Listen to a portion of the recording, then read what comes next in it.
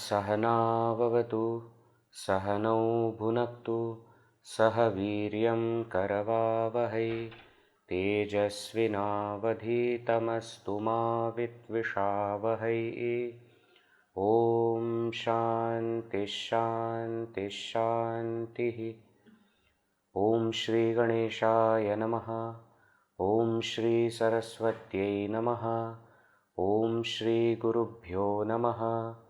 श्रुतिस्मृतिपुराणानाम् आलयं करुणालयं नमामि भगवत्पाद शङ्करं लोकशङ्करं समस्तजनकल्याणे निरतं करुणामयं नमामि चिन्मयं देवं सद्गुरुं ब्रह्मविद्वरं मूकं करोति वाचालं पङ्गुं लङ्घयते गिरिं यत्कृपातमहं वन्दे परमानन्दमाधवं परमानन्दमाधवम्। So welcome to the last session of this series. We are seeing the topic of four gatekeepers to freedom, the four qualities that are necessary for us to attain liberation. And we have seen so far three of those four qualities. First one, Shama, the control or quietude of mind, referring to the path of Ashtanga Yoga, where through the 8 limbs we try to gain complete mastery over our mind. Second, we saw Vichara, enquiry, thinking, which refers to the path of knowledge, path of self-enquiry through the process of Shravana, Manana, Nididhyasana. So, Jnana Yoga. And yesterday in the last session we saw the third topic, Santosha, contentment. Contentment, which is secret of happiness. Without having any desires, without trying to fulfill them, we can still be happy if we have that contentment. That contentment indicates the path of action, karma yoga, the path of dedicated action. So, as we perform the action, we do our duties as an offering unto God, Ishwararpana Buddhi. And when the time comes of getting the result of that action, we accept everything as His gift with the attitude of contentment, prasada buddhi. This makes us capable of being happy all the time. In the last session, we have also seen how this contentment is not opposed to ambition. How the contentment comes as in the matter of result and not in the matter of action. Right? All those points we had seen. We have also taken upon ourselves certain practices that we are going to do immediately starting from each day so that we become eligible for liberation. And therefore, when it came to Shama, we said every day I am going to sit quietly without allowing eyes or ears to give anything inside, without allowing mind to think of past or future, and just focusing on a single thought. In Vichara topic, we said every day I am going to listen to some talk of Vedanta or something, or read something, and then independently think about it through different methods that we have seen. But every day I will do.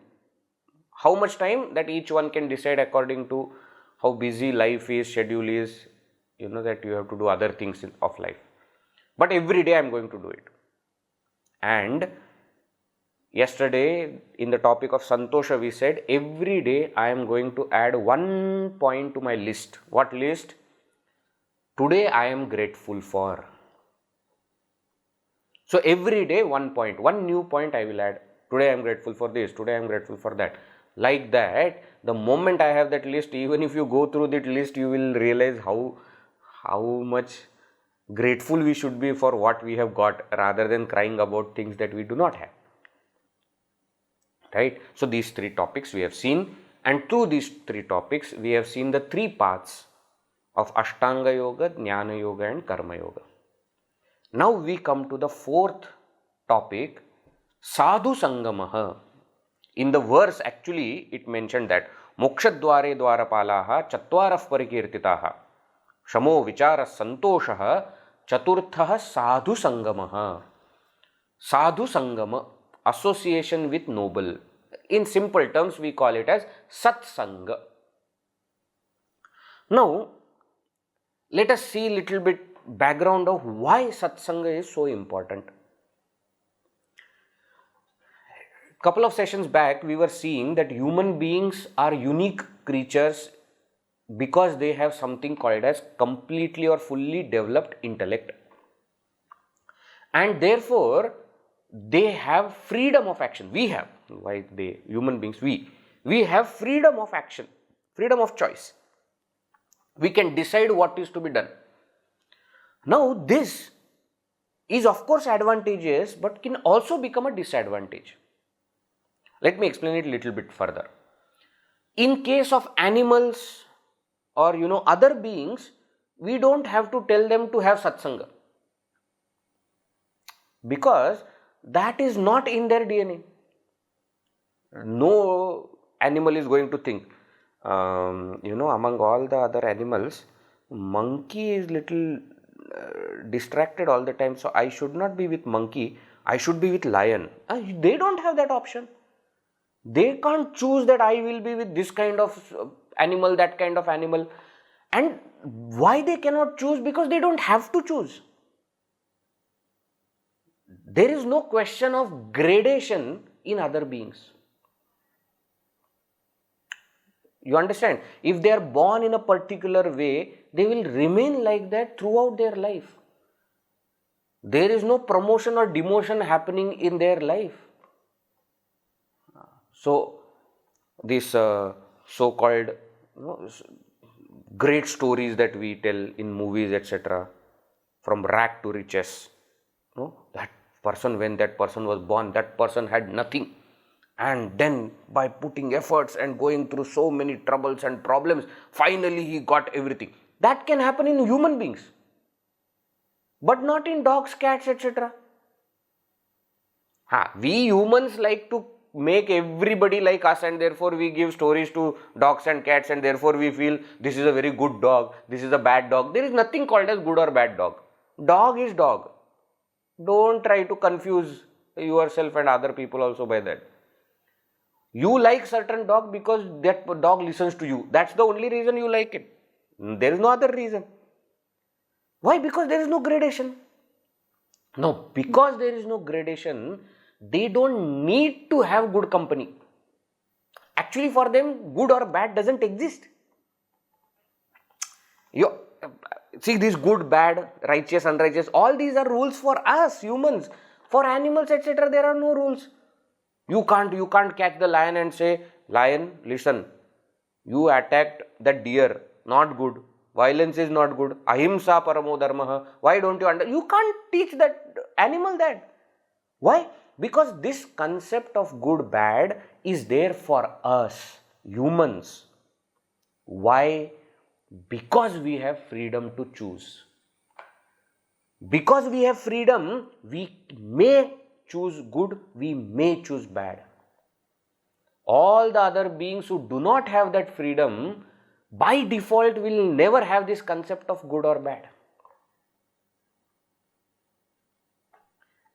And therefore, Sangha, company, does not matter for other beings, but it matters a lot for us human beings. In Srimad Bhagavad Gita, in Srimad Bhagavatam, Panchama Skanda, there is one very interesting episode of Bhagwan's one avatar called Rishabhadeva avatar. He is born in Manu's Vamsha, Priyavrata's Vamsha, and his son, Rishabhadeva's son, is Bharata, who ruled earth, who ruled on this, what we call as Bharata Varsha, no, today. That Bharata got named Bharata because of Bharata. Before him it was Ajanabha, the name was Ajanabha. So this Bharata's father Rishabha, in one place is a avatar of Bhagavan Vishnu, and one place he has sons and he is giving Upadesha to his sons. And in this Upadesha, very beautiful thing he says, if you keep company of noble people, you will go to moksha, you will get liberation. You can go up to that. And if you keep company of lusty and wicked people, you will go to hell. So where you are going to lead will depend on what kind of company you keep. And it is so true. Why? Because us human beings do get influenced by the company that we are in. Please understand this. Number one, we have something called as company of good or company of bad, association with noble people or association with ignoble people. Why? Because human beings, having got the intelligence and having got that freedom of action, can decide whether to do this or do that. Now that adds on to the complexity of the thing. Therefore, we do have something like this. Having said that, we do get influenced by it a lot, and therefore we have to be very careful about what kind of company we have. Interestingly, we are very careful about what kind of company our children are having. Isn't it? In the school when they go, you want to know what kind of friends they are having, where are they going, what are they doing. Correct? Suppose they go to some hostels, etc., also new college, university, they join. You want to go there and check what kind of friends, what kind of company they are having. But do we look into our own life and say what kind of company we are having? Most of the times what we do is we justify our company. Sometimes our parents or our life partner or our brother, etc., brother, sister, they will ask, hey, what kind of friend you have, man? All these are so bad. No, don't say anything. They are my friends. However they are mine. We justify. Nothing wrong. Friends are friends. I am not saying anything. But I am saying we need to reflect on this point as to what kind of company do we have, what kind of association we are having. Why? Because that is going to affect my mind, that is going to affect my path, that is going to affect my goal also. Often we have seen that when we are in company of noble people, noble inputs come to us, and therefore we remain in a positive frame of mind. Why do you think these people who are living in a bubble, these celebrities and all of them, why they suffer so much mentally, emotionally? Because the kind of people around them are very toxic, and therefore they do not have a way by which positive emotions, positive thoughts can come to them. And that's why it is so important to keep our mind fresh with people who will have positivity around them. If I have all the people around me who are only worried about money, and they are all the time talking about money, then what? Then I will also slowly start to think about money. And it's not a rocket science, it will automatically happen. Whereas if I surround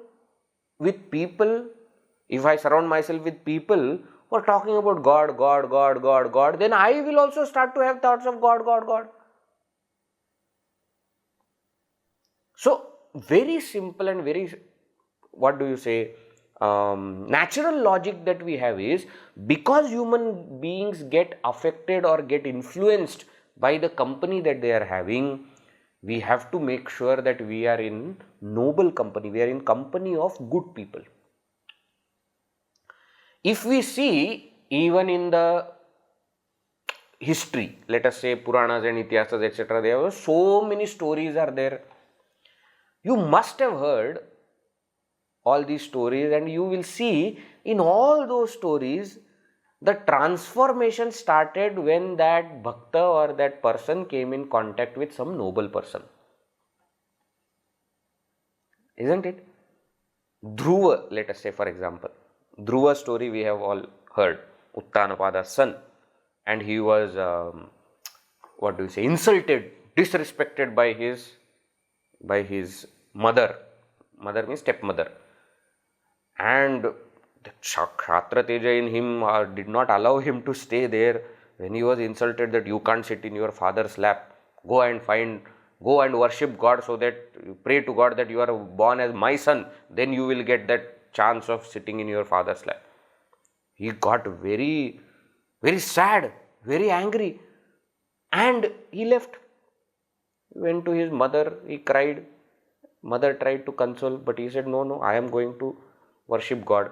5-year-old child, okay, doesn't even know what is worship, what is forest, what is tapas, what kind of God am I worshipping, how does that God looks, nothing he knows, but he lives.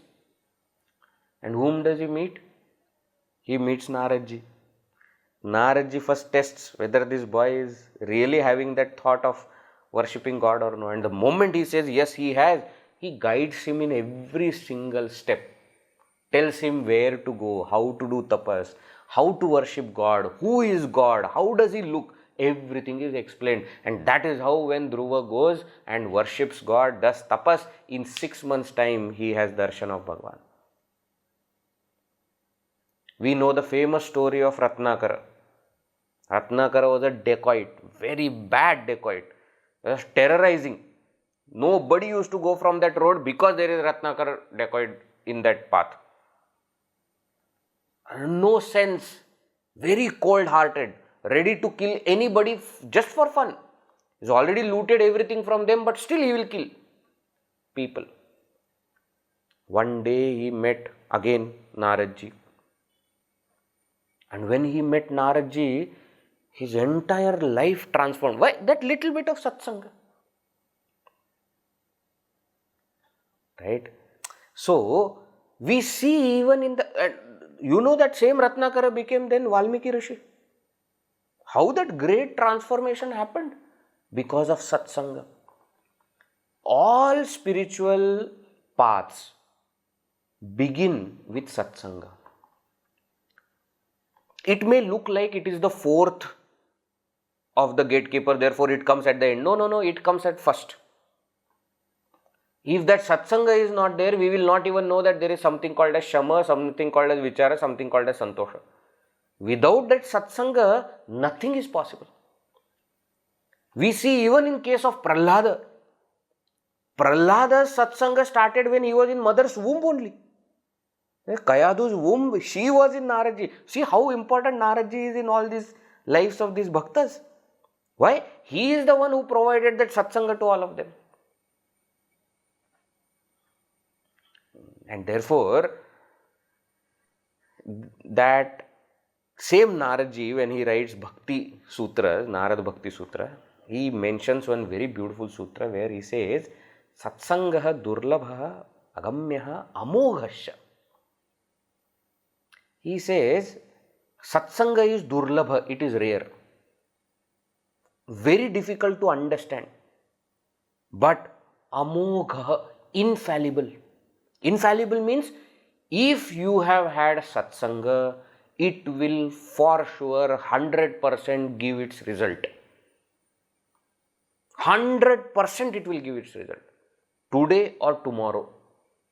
But it will give its result. I know of so many people whom I have met, and they often say that, Vedji, we came to spirituality very late in life. We had almost finished and, we were 45, 50, 60, 70. But they say that, but when we were in college, we had listened to Gurudev once. Once Gurudev came there and at Chowpatty there was one Jnana Yajna and I just happened to go there and I had heard him once. Imagine that once that they have attended there has transformed them later on. See, life, everybody's prarabdha is different. We cannot expect that the moment we have satsanga, immediately transformation may start. No, it may start inside and may take time to come out. But satsanga never fails. Absolutely not possible. If you have got any association with noble, you will 100% come on the right path. Today or tomorrow, but it will happen. And that is why satsanga is very important. In Ramcharitmanas also, Tulsidas says very beautifully, he says, Binu satsanga vivekana hoi, Ram kripa binu sulabhana soi. He says, if you do not have satsanga, you will not even start the path of spirituality. Viveka, first step itself is not possible. That vichara, what we said, no? Vichara, Shama, it will not start without satsanga. And therefore, satsanga is very important. Now, let us try to understand what this satsanga actually means. Satsanga or Sadhu Sangama, both mean the same. Sat means good, noble, true. That is the meaning of Sat. And Sangha means association. So, Satsanga means any association with good or noble. It can be people, good people, noble people. It can be books, good books, noble books. It can even be thoughts. Association with good or noble thoughts. That is called satsanga. Why? Because nowadays, no, virtual world we have created. Isn't it? Are you in contact with me right now? Virtually, yes. Physically, no. I am sitting alone in this room. But virtually, what are we doing? We are still in association with the thoughts that are being discussed. So, may not be physically proximate, but intellectually, yes. Emotionally, yes. So, that takes us to the next point, that satsanga doesn't necessarily have to be physical proximity. Physical proximity is not just satsanga. Gurudev used to very beautifully say, he used to say, the mala in Shankara's neck never realized. That mala was always in Shankara's, always with Shankara. Shankara means Shankaracharya. But that mala never realized. So what he meant was, don't just be in association with noble like that mala is in association with Shankaracharya.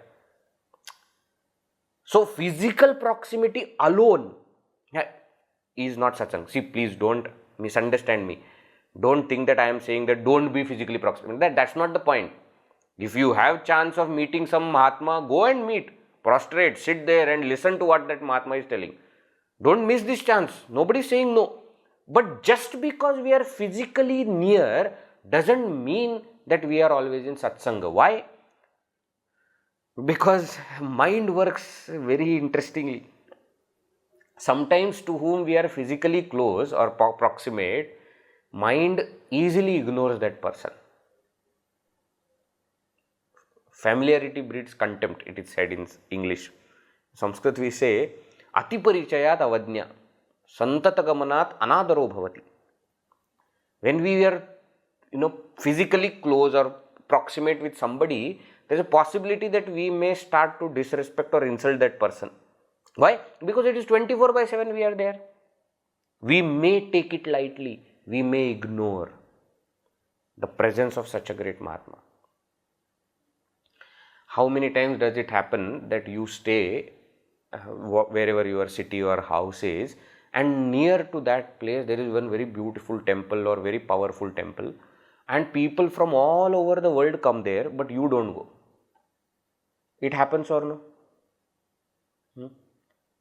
You ask Prayagraj people, last when Kumbha happened, I went there. and I was going, and drivers and all these people whom I met, they are local people from Prayagraj. I asked them, have you gone to Kumbh Kshetra? No. You are there, right there. For them, what is it big thing? They actually avoid. Why? Because there are too many people come there at this time.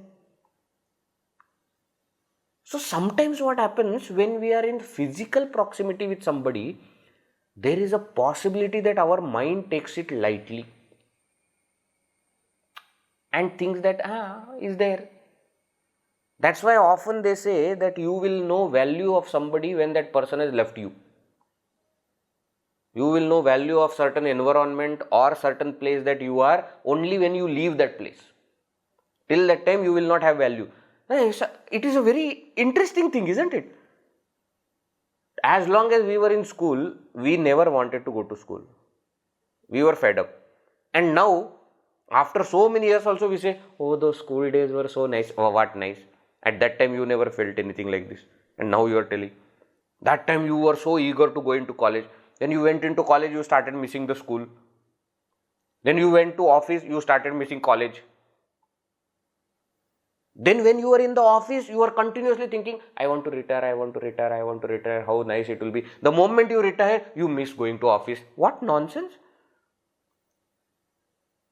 See how our mind works. When we are doing something, when we are associated, that time we don't have value for it. Only when we cross that stage, that person goes away or that situation changes, then we start missing, saying that, oh, that was so nice, that was so nice.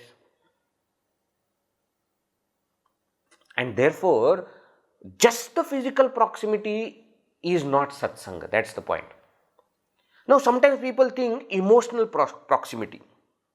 Emotional proximity means what? Oh, I love that person so much and it is so nice. I am always thinking. That is also not satsanga. Sorry to burst your bubble, but that is the fact. I have met all kinds of people. What can you do? Such great Mahatmas are there, Guruji and Gurudev and all these people, and they will go there and they will sit like this, just looking at Guruji. And then afterwards I ask, what happened? Oh, he is so cute. Listen to what he is telling you. You are only focusing on how cute he is, and he is not a kid. He is a Mahatma who is telling you something, telling others also something. Sit there and listen. Every single word that comes out of his mouth is like mantra. Do you have value for it? Just the emotional proximity also will not work. Again, please don't misunderstand. I am not saying physically you should not be proximate or emotionally you should not be proximate. That's not what I am saying. But I am saying just that is not satsanga. Along with physical proximity or emotional proximity that you may have, we must have intellectual proximity. We must try to understand what that Mahatma is trying to tell. We must try to walk the path that the Mahatma is trying to show. That's the greatest service. Service of a Mahatma is not just pressing the feet and doing something. That is also there. You can do that. Of course you can do that. But the point is just that is not the solution. That is not just the seva. Greatest seva, if we follow what that Mahatma is telling, that is the greatest seva. So real satsanga happens at the level of intellect. Mind you, that intellect has to be with mind. Nobody is saying no. So you must feel also what that Mahatma is trying to tell and not just intellectually try to understand. The entire heart and head together only is going. But please understand what kind of thoughts or what kind of knowledge that Mahatma is trying to give us.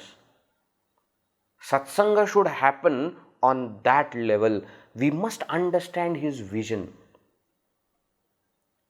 We must understand his intention. That is more important than understanding his action or his words. Many people nowadays, they quote Gurudev left and right and they say, Gurudev said this. But in what context did Gurudev say this? Have you tried to understand what Gurudev wanted eventually? You just take one quote from somewhere and misquote Gurudev. That is not right. Look at his life, how he lived, what kind of ideas, what kind of programs he promoted. Then you will understand what Gurudev exactly wanted. And very interestingly, each person will have their own understanding of Gurudev and they will think Gurudev is like this only. And therefore, when somebody else does something else, they will say, no, Gurudev, hey, don't tell. Everybody is Gurudev's disciple only. Each person has understood Gurudev in a different way and they are trying to follow what they have understood. The right satsanga will be to understand his vision. Why he would have said something, why he would have started something, why he would have started certain project or certain things. We must try to understand the vision of that Mahatma. Why? Because that will elevate us. That is called as satsanga.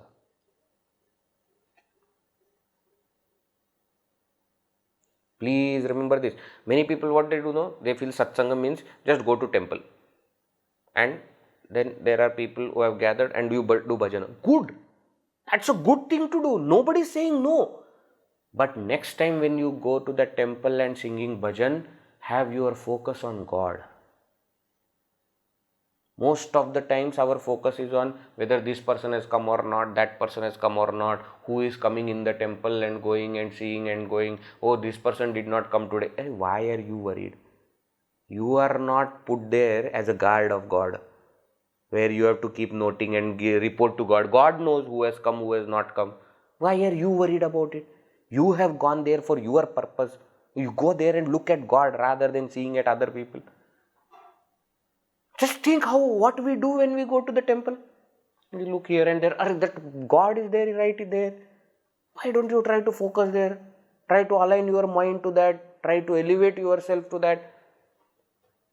So this satsanga is not just physically going to a place or emotionally thinking about it. No. It is understanding the vision. It is being in contact or association with noble thoughts. And that is why I said that satsanga can mean association with noble people, noble books or noble thoughts. Basically, it is with noble thoughts. Now, if those noble thoughts are generated by book, you read the book.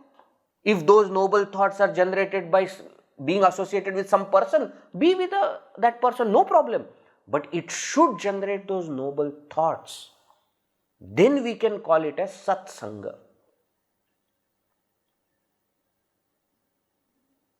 Satsanga should act like a mirror.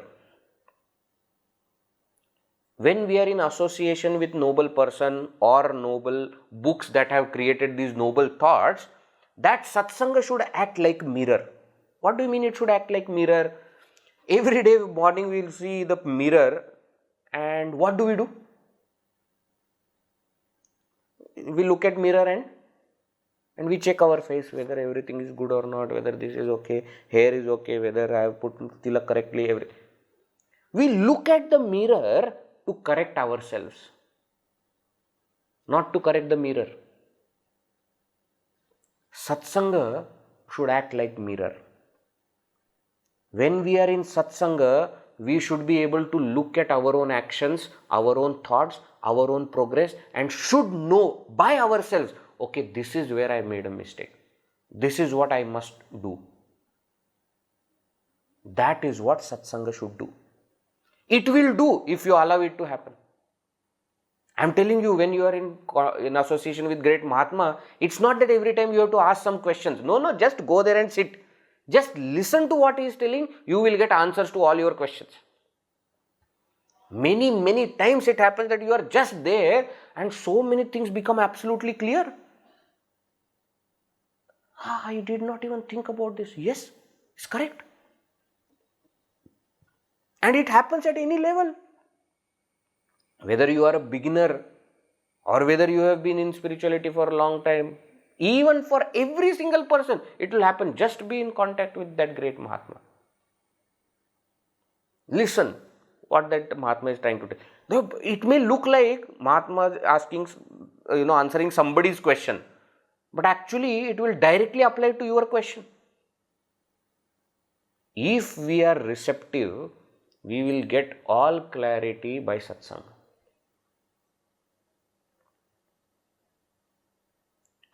You must have read certain books which are these kind of conversations and satsangs with great Mahatma. You must have read. Very famous book of Ramakrishna Paramahamsa is Gospel of Sri Ramakrishna. If you see, that entire gospel is what? That Ramakrishna Paramahamsa is talking to somebody and the third person is noting what the conversation happened. Conversations with Ramana Maharshi also is there. Conversations with Swami Shivananji Maharaj is there. That book itself is called Satsanga. Every breath a teaching, conversations with Gurudev of different people. What conversation? Though it is now available in the form of a book, you just open and just one page will be there. You just read. You suddenly something will strike and you will say, yeah, correct. What was I thinking? Yeah, I can also do this. Really, I need to change something in me. Satsanga should act as a mirror. That's the point. This satsanga opens a huge path for us called as path of spirituality. If not for satsanga, we will have no entry to this path. It's not possible. It's only through some kind of satsanga that we will come here. And how God works in what kind of mysterious ways and how He brings us to this path, we will never know. I have met so many people who are now even Swamis, very senior Swamis also. They have told the stories of how they came in contact with Gurudev.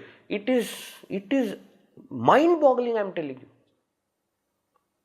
Swami Purushottomananji, Gurudev's first disciple in the first batch. He was a Datta Bhakta and he was staying in his house, and near the house there was a temple, small temple. He used to sit there, a young boy. And a temple, just outside the temple, he used to sit with some of his friends. And one man used to come to that temple every day, and he will see this boy, and every day as he goes, he will say, "This is not your place. You should not be here. This is not your place. You should not be here." Every day he will tell the same thing. Swamiji at that time said, "What is this? This is not my place." So first he tried changing his place, sitting, maybe somebody who is telling me to sit here, there. One day this man just gave him one postcard and left. And on that postcard there was an announcement of first Sandipani Vedanta course, first ever, in 1963. Before that, Swamiji did not know who is Swami Chinmayananda. There is something called as Chinmay Mission. He is running something called as Vedanta course. Nothing. Just that postcard, and that contact number was there, and you have to send a letter to this. And he sent a letter. He became, disciple of Gurudev, and he served for next how many years? 50, 60 years he served. I know of another Swamiji, I will not tell the name. He was studying somewhere else, and he was part of some other organization, and he had left and he was studying and teaching also. Now one of his friends was continuously telling him, "You should join Sandipani Vedanta course. You should join Sandipani Vedanta course." And that person kept saying, "But why? What is there? I don't want to get into any organization now. I am happy here." So this friend of his, without telling him, wrote an application form with his name and sent. And letter came saying that you have been selected for interview, please come and appear for interview. Now this person said, "What is this?" So the friend said, I gave application in your name because I know you should go there. So anyways, they have called you for interview, go for interview. He went for interview, he was selected, he came and studied in Sandipani, and since then he is serving Chinmay Mission. Amazing stories are there, how Satsanga changes. Just other day I was listening to Swami Siddhanandji, another very senior Swamiji, And he was telling, in Bangalore once Gurudev was having one Jnana Yajna, and one lady who was one of the main organizers and running around, and she was Balviyar Sevika also, and then she was doing all these things, and her husband, who was in the electricity board, he used to work there, used to come every day to drop this lady, and he will wait outside. He will not come inside the pendal or listen to talks, etc. He will wait outside, he will smoke or do something, he will be there outside. And she also never used to force, at least he is allowing me to come here, that itself is a big thing. All ladies can tell that itself is a big thing. So she never forced him. One day what happened, when the Jnana Yajna was going on, suddenly electricity went off. Entire pendal became dark. So they started running, and what can be done, and she suddenly remembered, my husband is just outside, he works, he is an electrician, he is an electrical engineer, he knows. So somehow she forced him to come inside, and he came inside, he checked what is the problem, he corrected the problem and went away again. Gurudev, after finishing Jnana Yajna, asked organizers, who was that person who came and fixed the problem. So they called him, Gurudev is calling. So this person came, and Gurudev said, very good, from tomorrow sit in front of me, so that if there is any problem you can immediately solve. Now such a great Mahatma, 10,000 people are coming to listen to him, and he has said me to sit in front. He sat in front. Out of Jnana Yajnas, whatever 2-3 days were remaining, he sat there in front, and he never left Gurudev after that. He became such a great devotee of Gurudev. Based on Gurudev's talks and thoughts, he wrote a book which is very famous in Chinmaya Mission called Self-Unfoldment. These are the thoughts, ideas and concepts compiled by this person. You see how it changes, how it transforms the person. And I am saying, forget about all these stories. You look at your own life. How you came in contact with this knowledge or scriptures or Chinmaya Mission, you see, it's a miracle only. Most of us used to work, even when we will have this Yuva Kendra or Jnana Yajnas, etc., we will be mostly at the bookstall. Why? Because it gives little bit freedom, no? You can talk to somebody, you can roam around, you can drink water. Slowly from that bookstall, how we came and started sitting inside and decided that I don't want to leave any session. Slowly how we got into it, and slowly from behind we started going in front, we started sitting in front, and slowly how we transformed, we don't even know. That's the magic of Satsanga.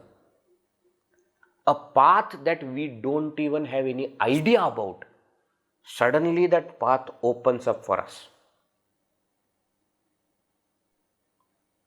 I am telling you again, don't have to go anywhere else, look into your own life. This is what Satsanga does. Bhagavan Shankaracharya ji in Bhajagovindam says, the entire ladder of rise he gives, and he says, Satsangatve Nissangatvam, Nissangatve Nirmohatvam, Nirmohatve Nischalatatvam, Nischalatatve Jivan Mukti. The whole path to Mukti, that freedom, starts with Satsanga. You are in association with noble people, slowly you will have disassociation with the world. The moment you have decided that I am going to attend Sunday class, the moment you decide I am going to study Bhagavad Gita, slowly your association with movies and parties, kitty parties and this, automatically it will reduce. It so happens that even your family members, your friends, they will know, don't disturb this fellow on Sunday. He is going for satsang. Initially they will taunt you, they will say this or that. Later on they will start respecting you. Why?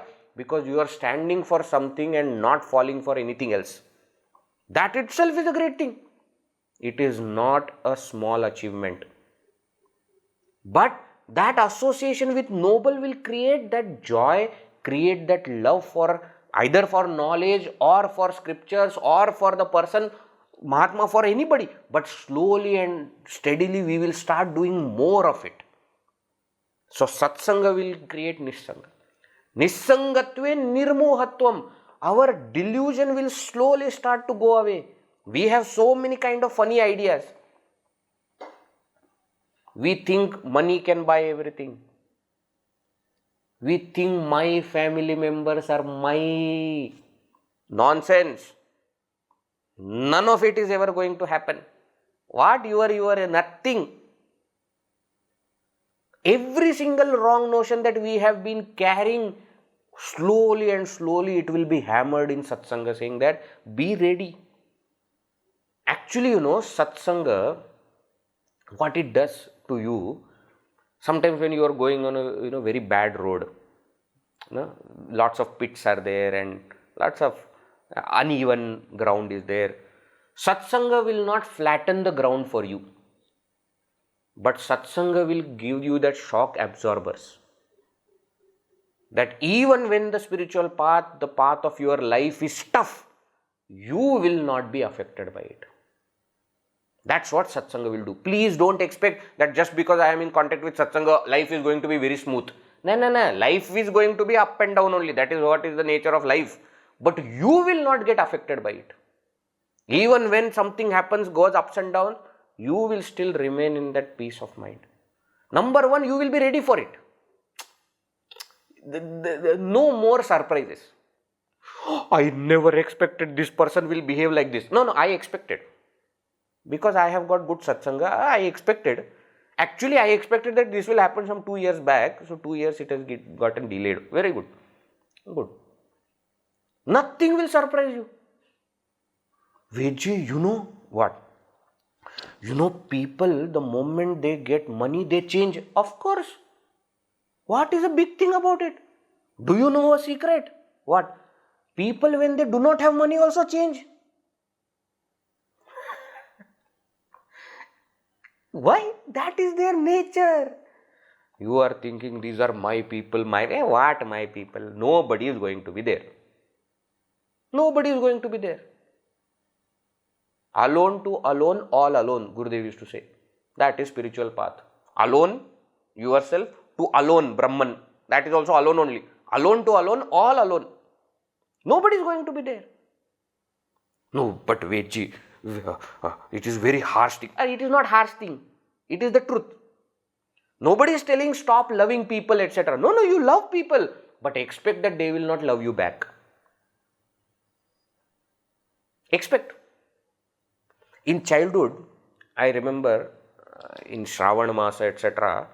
This in Maharashtra we have this tradition of reading a story.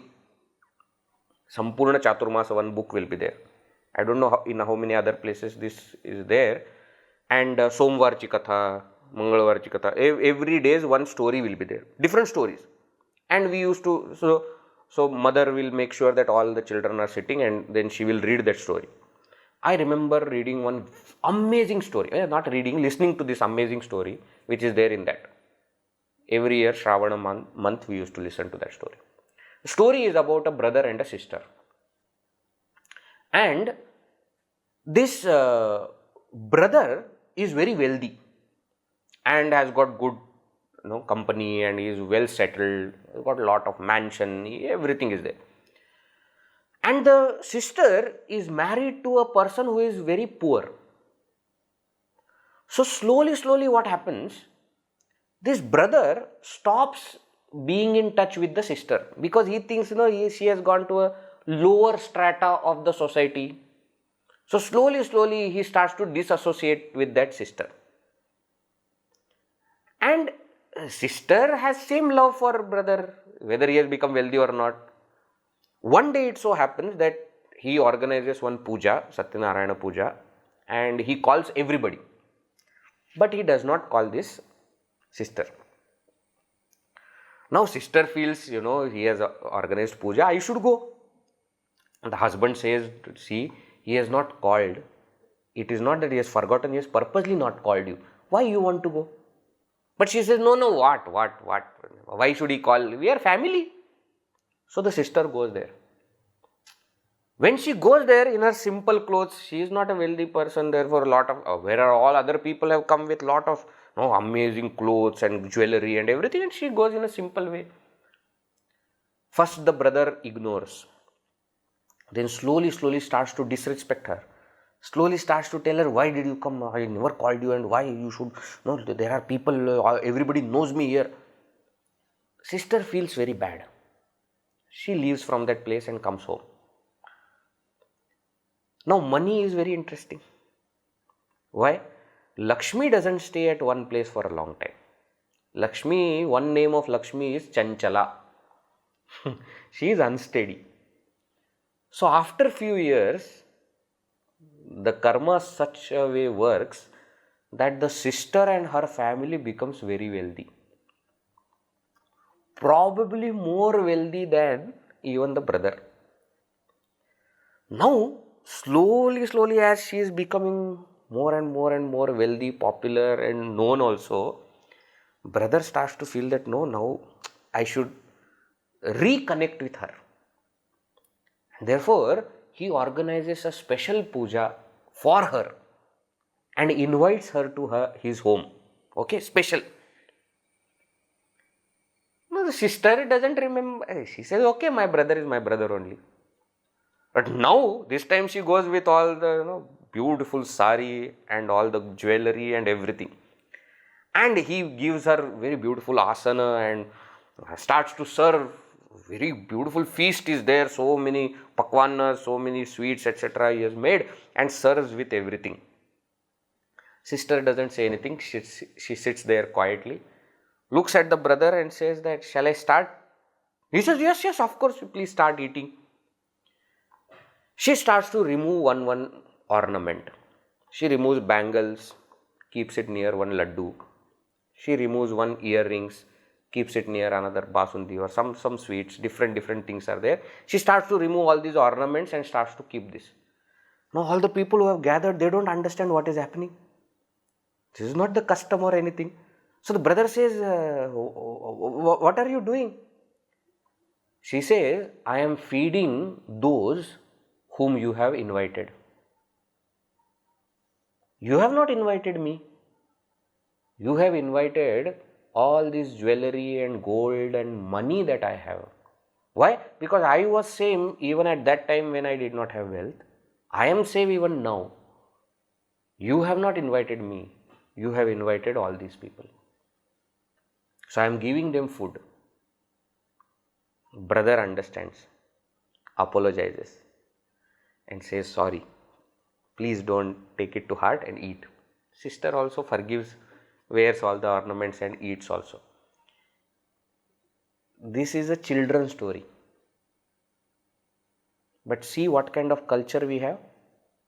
That from childhood you should be absolutely clear about truths of life.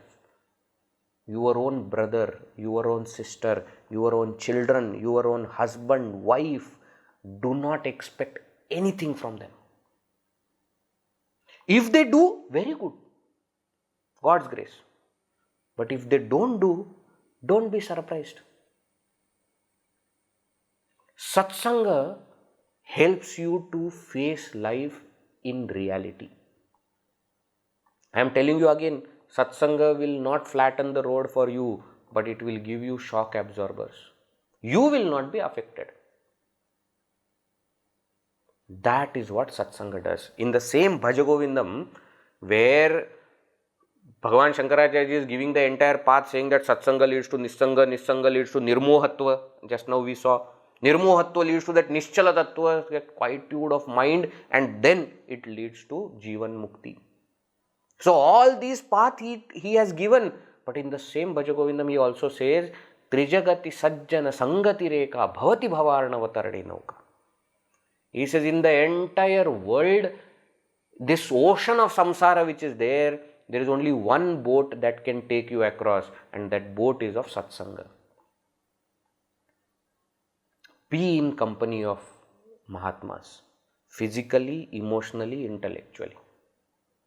Try to understand their vision. Try to understand their teaching. Try to follow the teaching. Don't go there and question all the time. Question yourself. Once you have understood, you question for your own reflection. Don't doubt. Going to Mahatmas and doubting is like worst thing. It is like going to 5-star hotel when you have stomach problem. You can't enjoy anything there. There will be no point of going to that restaurant and eating. Don't do this.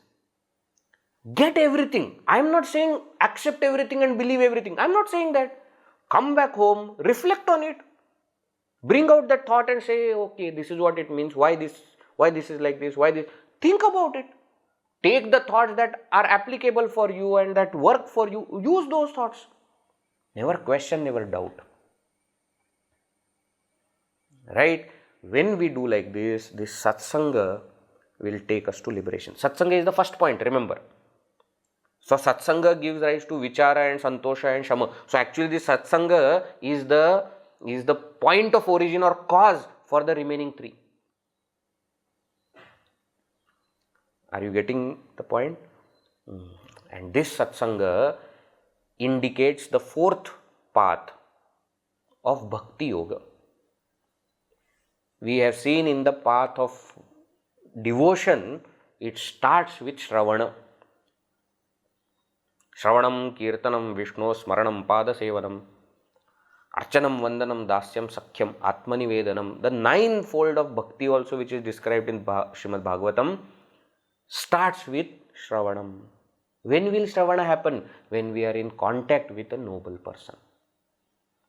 Always value noble people more than noble books. This is also a very important point.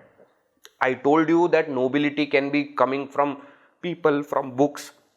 It should generate thoughts, no doubt about it. But always value noble people more than books. Why? Because to books you cannot ask questions. Books are written at one point of time and they remain like that. Yes, as you keep on evolving, as you keep on going through same books will talk to you in a different way. Nobody is saying no. Books are good, but noble company of people is better. It changes you. It transforms you. And the most amazing thing about satsang is you yourself will not know when did you change. That's the best thing about satsang. You are just in association with them and something inside starts to change. You don't even notice, you don't even know. Only after a span of time, suddenly you realize, oh God, how did I react like this? I thought I will react in the useless manner that I used to react before. Who brought this change? We will not even know. And that's the best kind of transformation, isn't it? When you don't even come to know that you have transformed. That will happen through satsang. Alright.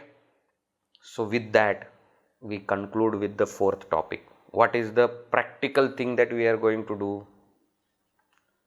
I don't have to repeat. Every day have some satsanga. It can be virtual satsanga, physical, whatever way you can have. Every day, 15 minutes, 20 minutes, half an hour, every single day, without any break. Don't say Sunday. Sunday is the day that you can have more satsang because you have more time.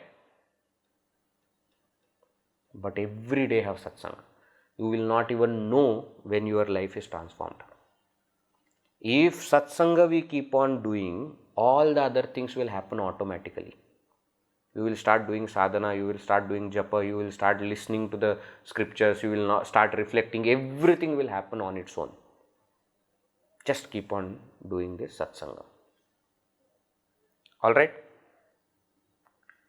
With that, we conclude this entire series of 4 gatekeepers to freedom, to moksha.